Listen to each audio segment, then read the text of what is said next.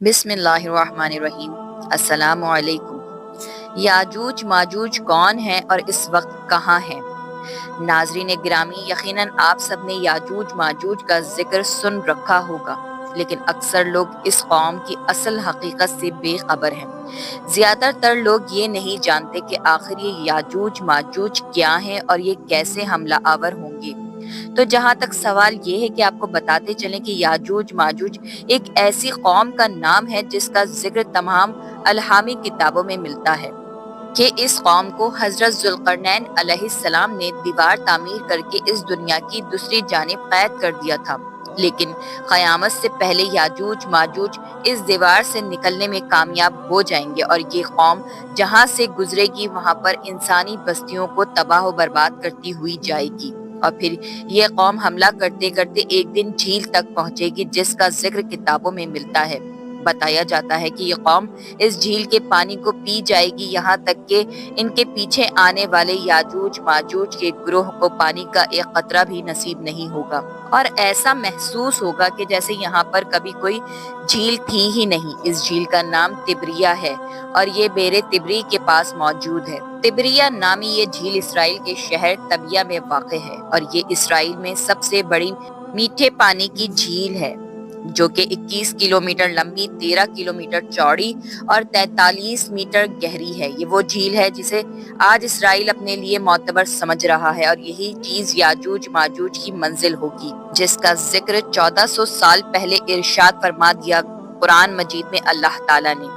प्यारे दोस्तों, कसीरुल कुरान नामी किताब में मुसन्निफ मौलाना हाफिजुर रहमान ने इस सवाल का इंतहाई मुफस्सिल जवाब दिया है कि याजूज माजूज आखिर कौन है और ये कहाँ रहते हैं। इन्होंने अपनी किताब में जिक्र किया है कि कुरान पाक की सूरह कहफ में इस कौम का जिक्र मौजूद है।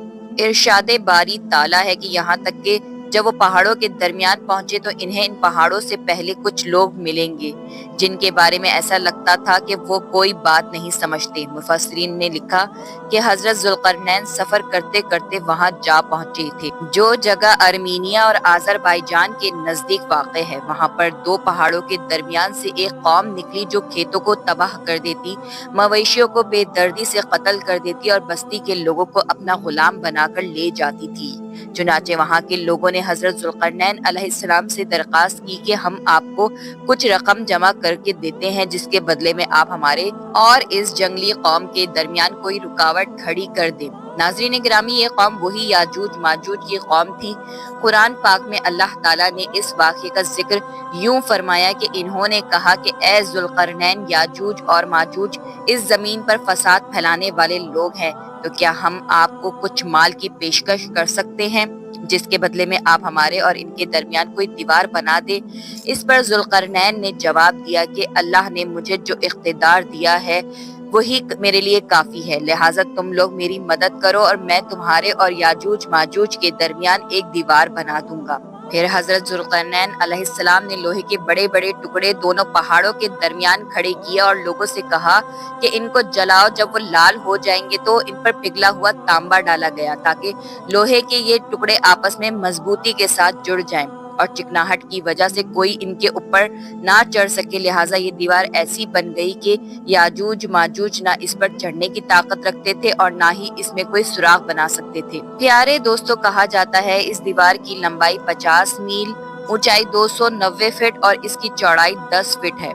कई मुहक्किकीन के मुताबिक कुरान मजीद की गवाही से साबित होता है कि हजरत जुल्करनैन अलैहिस्सलाम ने पहाड़ों के दरमियान सफर किया था और इस पहाड़ी सिलसिले में एक जगह बहुत ही बुलंद तरीन पहाड़ है जिनके दरमियान वो वाहिद रास्ता है जहाँ से आया और जाया जा सकता है, लेकिन ये रास्ता पूरी तरह बर्फ से ढका हुआ है जिसके अंदर लोहा और धातें मौजूद हैं। तारीख के मुताबिक याजूज माजूज हजरत नूह अलैहिस्सलाम के एक बेटे याफस की औलाद में से हैं जो खाना बदोश और वहशी कबाइल पर मुश्तमिल थे। इनकी तादाद बहुत तेजी से बढ़ी और ये हजरत जुल्करनैन अलैहिस्सलाम के जमाने तक मुख्तलिफ कबाइल, कौमों और आबादियों में फैल चुके थे। कई तारीखी रिवायात में आता है तब से अब तक याजूज माजूज इसी कोशिश में लगे हुए हैं कि वो किसी तरह इस दीवार को गिराकर बाकी दुनिया से जा मिले। तब से लेकर आज तक ये रोज दीवार को तोड़ते हैं और जब इनका सरदार हुक्म देता है कि बाकी का काम कल करेंगे तो वो वापस चले जाते हैं, लेकिन अगले दिन دیوار پھر پہلے سے زیادہ مضبوط ہو چکی ہوتی ہے۔ دوستو، مفسرین کا کہنا ہے کہ اللہ تعالیٰ کے حکم سے جب یاجوج ماجوج کے خروج کا وقت آن پہنچے گا تو وہ سارا دن دیوار میں سوراخ کریں گے، اور ہر روز کی طرح ان کا سردار شام کے وقت واپسی کا حکم دے گا کہ کل کریں گے انشاءاللہ تعالیٰ۔ اس سے پہلے آج تک اس نے کبھی یہ الفاظ استعمال نہ کیے ہوں گے۔ ان الفاظ کی مدد سے اگلے دن وہ اس دیوار کو ویسا ہی پائیں گے جیسا وہ چھوڑ کر گئے تھے، چنانچہ یہ لوگ انتہائی پرجوش ہو کر دیوار کو گرا دیں گے اور زمین پر پھیلتے چلے جائیں گے۔ یہ جہاں سے گزرتے جائیں گے وہاں پر تباہی پھیلاتے چلے جائیں گے اور مخلوق خدا کو اپنے شر اور فساد کا نشانہ بناتے چلے جائیں گے۔ ان کا پہلا گروپ جب بھاگتا ہوا جھیل تبریہ سے گزرے گا تو صحیح مسلم کے مطابق وہ سارے کا سارا پانی پی جائیں گے، اور جب ان کا آخری گروہ یہاں پہنچے گا تو کہے گا کہ کیا کبھی یہاں پر پانی ہوا کرتا تھا؟ جھیل طبریہ کے بارے میں بتایا جاتا ہے کہ یہ اسرائیل میں تازہ پانی کی سب سے بڑی جھیل ہے، اور اس کا ذکر توریت اور انجیل میں بھی کیا گیا ہے۔ حضرت عیسیٰ علیہ السلام نے اپنی زندگی کے بڑا حصہ اسی جھیل کے کنارے گزارا، اور یہیں سے قتل و غارت کرتے ہوئے یاجوج ماجوج بیت المقدس پہنچیں گے اور یہ اعلان کریں گے کہ زمین پر اب ہمارا قبضہ ہو چکا ہے، اور اب ہم آسمانوں پر بھی قبضہ کریں گے، اور آسمانوں کی طرف یہ تیر پھینکیں گے کہ جو کہ خون آلود ہو کر واپس آئیں گے، اور کوئی بھی ان کا مقابلہ نہیں کر پائے گا۔ جس کے بعد حضرت عیسیٰ علیہ السلام اللہ کے حکم سے مسلمانوں کو اپنے ساتھ لے کر کوہ طور پر پناہ لیں گے، اور عام لوگ محفوظ مقامات پر اپنے آپ کو بند کر کے اپنی جانیں بچائیں گے۔ معزز ناظرین، مولانا حافظ الرحمن نے اپنی کتاب کنز القرآن میں لکھا ہے کہ حضرت عیسیٰ علیہ السلام اور تمام مسلمان مل کر اللہ سے دعا کریں گے کہ اللہ تعالیٰ ان سے جان چھڑوا دے، اور پھر اللہ تعالیٰ ان کی گردنوں میں ایک ایسا کیڑا پیدا کر دیں گے جو ان کی موت کا باعث بنے گا، اور پوری زمین ان کی لاشوں سے بھر جائے گی، اور پھر اللہ کے حکم سے بارش برسے گی جو زمین کو ان تمام لاشوں سے پاک کر دے گی۔ یاجوج ماجوج کے نکلنے کا وقت ظہور مہدی علیہ السلام اور پھر خروج دجال کے بعد کا ہوگا۔ چنانچہ ناظرین، یہ وہ وقت ہوگا جب حضرت عیسیٰ علیہ السلام نازل ہو کر اللہ کے حکم سے دجال کو قتل کر چکے ہوں گے۔